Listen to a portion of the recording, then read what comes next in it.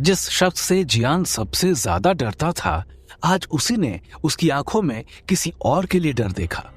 जियान को समझ नहीं आ रहा था कि आखिर चीफ इतना घबरा क्यों रहे हैं। ऐसा इस नाम में क्या था जिसे सुनकर ही चीफ अपनी नजरें ऊपर नहीं उठा पा रहे थे।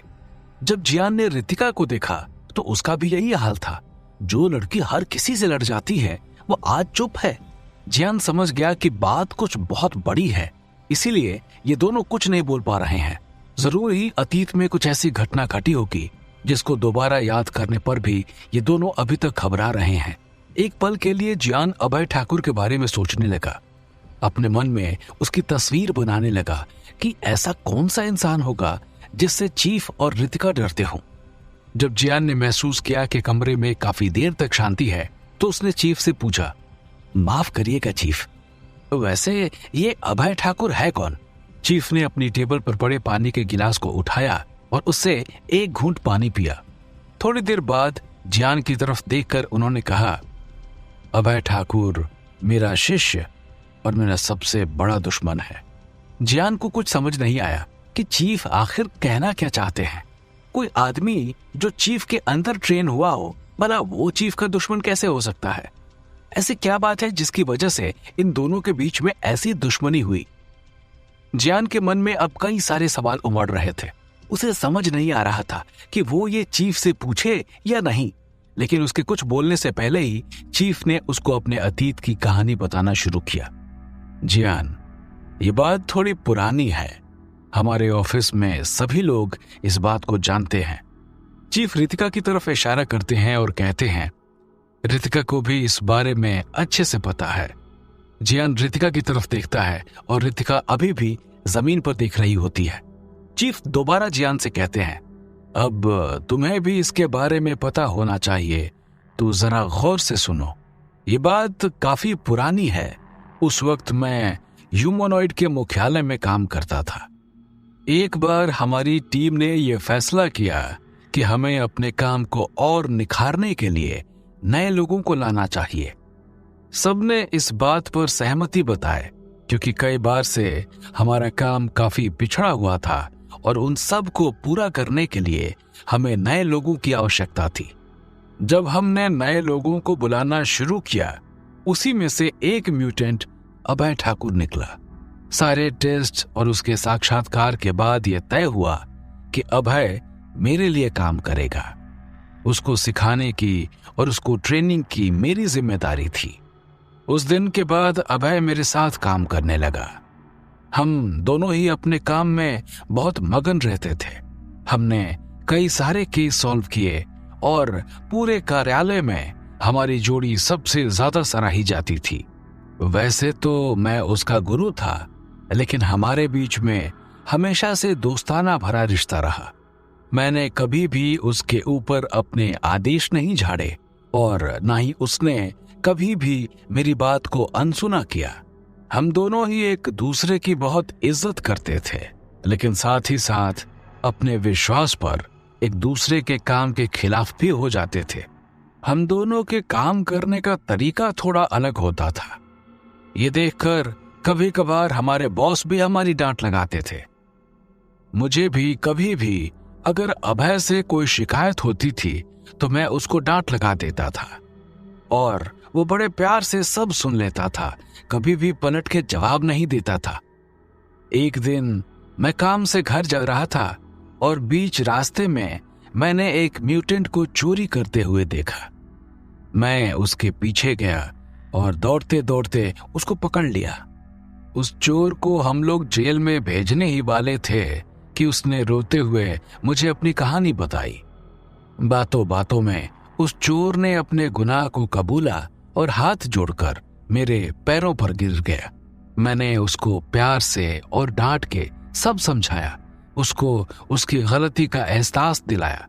पूर्ण विराम उसने मेरे से वादा किया कि वो ऐसा नहीं करेगा और अब उसे अपने जीवन की सीख मिल चुकी है।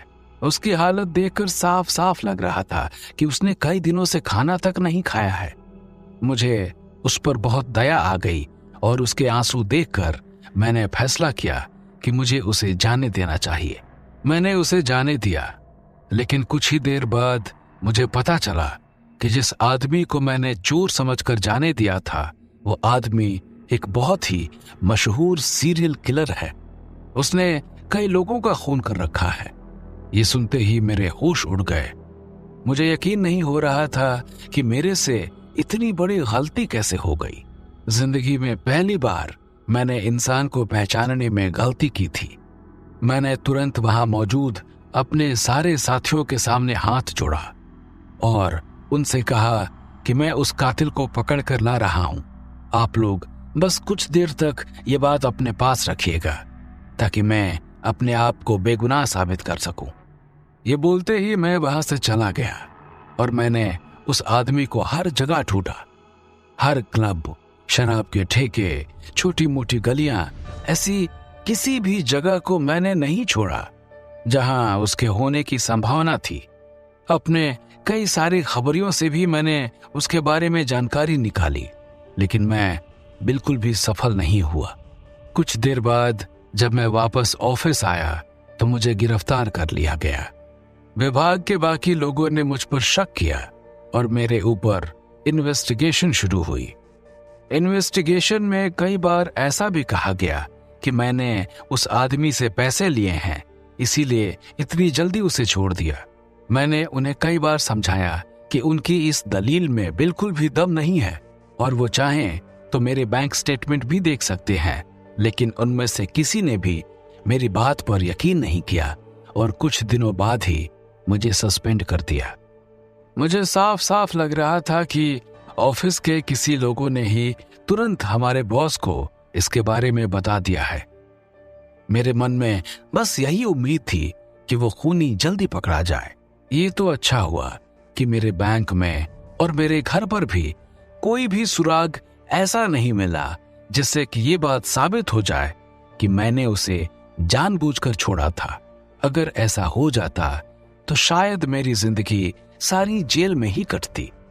कुछ दिनों के बाद मुझे इस बात का पता चला कि जिस आदमी ने विभाग को खबर की थी वो कोई और नहीं बल्कि अभय था। मेरे जाते वक्त ही उसने तुरंत विभाग को फोन कर दिया था और ये भी कह दिया था कि मैं अभी भागने की तैयारी कर रहा हूं। इसीलिए उन लोगों ने मेरी बात पर गौर नहीं किया था। अब हर कोई वहां मौजूद मुझसे नफरत कर रहा था और ये देखते हुए मुझे मुख्यालय से ट्रांसफर करके इस छोटे शहर का डायरेक्टर बना दिया गया। मुझे किसी के ऊपर भी गुस्सा नहीं था क्योंकि गलती मेरे से ही हुई थी। बस मुझे इस बात की थोड़ी तकलीफ थी कि काश विभाग से बोलने से पहले वो मेरे से एक बार बात कर लेता तो अच्छा होता। वो दिन मेरे और अभय के बीच की दोस्ती और शिष्टाचार का आखिरी दिन था। इसके बाद न मैंने कभी उससे ढंग से बात की और न उसने मेरे से। हम सिर्फ और सिर्फ बस काम की ही बात करते हैं और इससे ज्यादा और कुछ नहीं। चीफ की बात सुनकर जियान को समझ नहीं आ रहा था कि वो अब इस बारे में क्या बोले। रितिका भी अपना सर हिलाकर उनकी बातों में हामी भर रही थी। वहां मौजूद सभी कार्यालय के लोगों को चीफ और अभय के रिश्ते के बारे में अच्छे से पता था। रितिका ने इससे पहले कभी भी इसके ऊपर किसी से बात नहीं की थी क्योंकि वो साफ साफ देख सकती थी कि गलती चीफ की ही थी। अगर चीफ उस आदमी को चोर समझकर जाने नहीं देते तो ये सब होता ही नहीं। जियान ने महसूस किया कि माहौल काफी गंभीर हो गया है, इसीलिए उसे थोड़ा हल्का करने के लिए उसने मजाक किया। आप दोनों में से किसी को भूख लग रही है? मुझे तो बहुत लग रही है। ये केस की कहानी और इसकी वजह से कई सारी पुरानी कहानियां हमें सुनने को मिल रही हैं। अब जब इतनी सारी कहानियां हमें सुननी है तो क्यों ना खाते खाते सुने। पिज्जा के साथ कोल्ड ड्रिंक लेकर बिल्कुल किसी पिक्चर के सीन की तरह लगेगा। ये बोलते ही जियान हंसने लगा, लेकिन उसने देखा कि रितिका और चीफ के चेहरे पर बिल्कुल भी मुस्कान नहीं आई, बल्कि वो गुस्से में उसे और घूरने लगे। जियान चुप हो गया और समझ गया कि ये दोनों बस ऐसे ही रहेंगे। रितिका ने जियान की डांट लगाई, जियान अपना मुंह बंद रखो। देख नहीं रहे कि चीफ अभी सबूत के बारे में सुनने के लिए तैयार नहीं है, तो उन्हें परेशान मत करो। चीफ जियान से बोलते हैं, जियान मुझे पूरी गहराई में बताओ कि तुम्हें क्या मिला है। जियान उन्हें समझाता है, सबूत भावना के जूते हैं। अगर भावना ने आत्महत्या की होती तो उसके जूतों के ऊपर जितनी धूल हमें उस वक्त मिली थी उतनी कभी नहीं मिलती। उस दिन वैसे भी हवा चल रही थी, तो जब 1 घंटे बाद हम वहां पहुंचे थे तब तक उन जूतों के ऊपर की सारी धूल हट जानी चाहिए थी, लेकिन हमारे वहां पहुंचने पर भी उस पर उतनी ही धूल जमी थी जितना कि किसी नए जूते को बाहर रखकर जमती है। हमने एक शोध करके भी ये देख लिया, उसमें भी हमने ऐसे ही बिल्कुल एक सामान्य जूते बाहर की तरफ रखे थे, और जब कुछ समय बाद उन्हें अंदर लिया तो उनमें धूल भावना के जूते के मुकाबले बहुत कम थी। इससे ये साबित होता है कि वो जूते भावना के नहीं थे, किसी ने उन्हें छत पर पहले से छुपाया था ताकि वो हमें मिल सके, और इससे ये बात साबित हो सके कि भावना ने आत्महत्या ही की थी। रितिका ने आश्चर्य होकर जियान से पूछा, बस इतना ही? जियान ने जवाब दिया, क्या इतना काफी नहीं है? अगर मुख्यालय को लगता है कि भावना ने सचमुच ही आत्महत्या की है तो ये सबूत देखकर उनको इसके ऊपर एक बार फिर से विचार करना पड़ेगा। रितिका ने सोचते हुए जियान से बोला, हाँ बात तो तुम्हारी ठीक है, मगर चीफ। फिर से एक बार रितिका और जियान ने चीफ की तरफ उम्मीदों से देखा। उन्हें समझ नहीं आ रहा था कि चीफ भला उनकी बात मानेंगे या नहीं। कहीं अभय का नाम सुनकर वो फिर से पीछे न हट जाएं। जियान चीफ के चेहरे को देखकर समझ नहीं पा रहा था कि आखिर में उनका फैसला होगा क्या।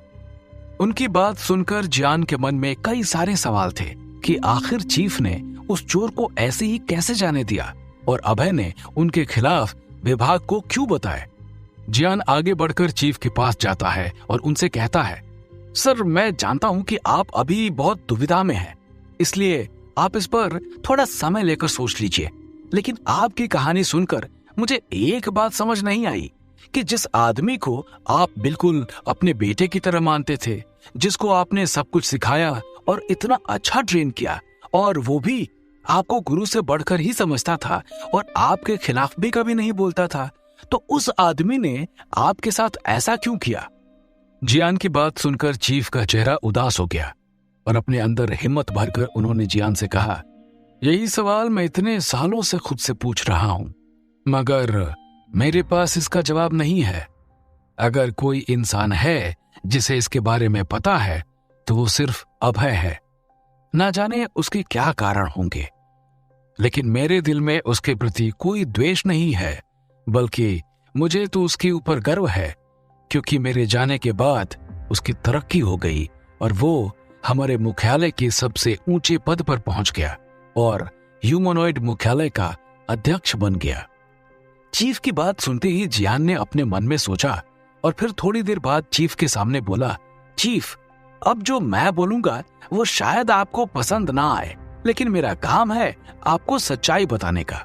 जब मैं यहाँ आया था तो आपने कहा था कि कभी भी आपसे झूठ ना बोलूं, तो आज भी मैं आपसे सच ही बोलूंगा कि आपकी कहानी जानने के बाद मुझे लगता है कि उस अभय ठाकुर ने आपकी अच्छाई का फायदा उठाया और ऊंचे पद के लालच के लिए उसने आपके साथ धोखा किया। ये बोलते बोलते जियान ने अपने हाथ टेबल पर रखा और उसकी आवाज भी थोड़ी तेज हो गई।